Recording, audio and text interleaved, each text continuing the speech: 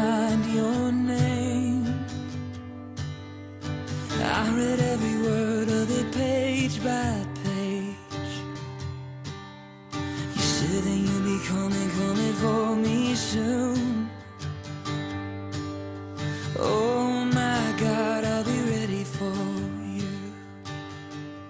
I wanna run on green. The boy Samuel ministered before the Lord under Eli. In those days, the word of the Lord was rare. There were not many visions. One night, Eli, whose eyes were becoming so weak that he could barely see, was lying down in his usual place. The lamp of God had not yet gone out, and Samuel was lying down in the house of the Lord, where the ark of God was. Then the Lord called Samuel. Samuel answered, "Here I am." And he ran to Eli and said, "Here I am, you called me." But Eli said, "I did not call. Go back and lie down." So he went and lay down. Again, the Lord called, "Samuel." And Samuel got up and went to Eli and said, "Here I am, you called me." "My son," Eli said, "I did not call. Go back and lie down." Now Samuel did not yet know the Lord. The word of the Lord had not yet been revealed to him. A third time the Lord said, "Samuel." And Samuel got up and went to Eli and said, "Here I am, you called me." Then Eli realized that the Lord was calling the boy. So Eli told Samuel, "Go and lie down, and if he calls you, say, 'Speak, Lord, for your servant is listening.'" So Samuel went and lay down in his place. The Lord came and stood there, calling as the other times, "Samuel, Samuel."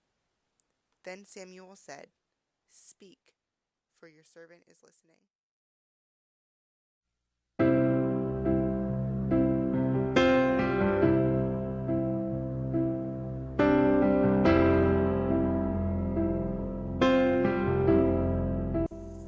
In the book Conversations with God by Neale, Ronald, Walsch, Walsch tells of how he started becoming more in touch with God.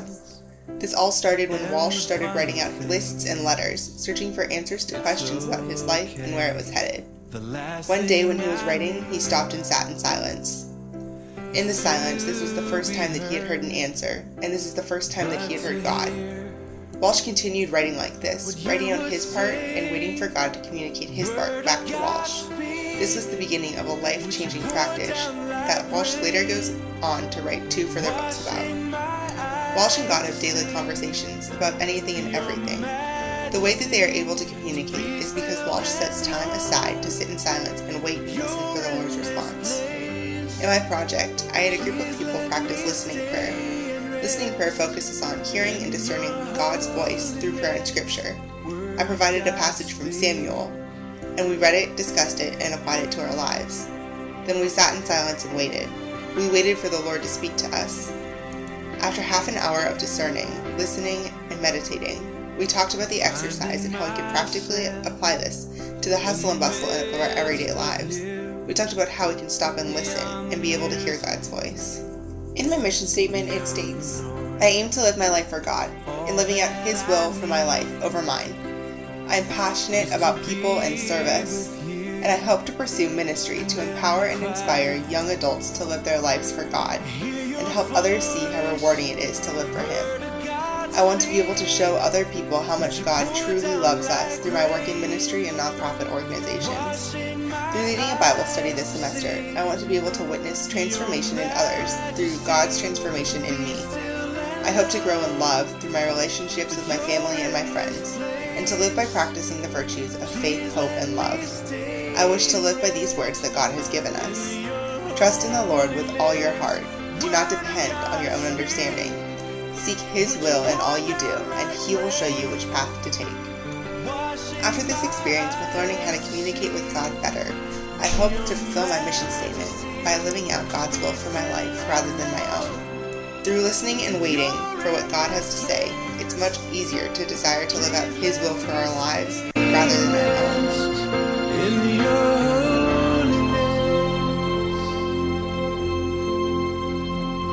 finding myself at a loss for words, and the funny thing thing is, it's so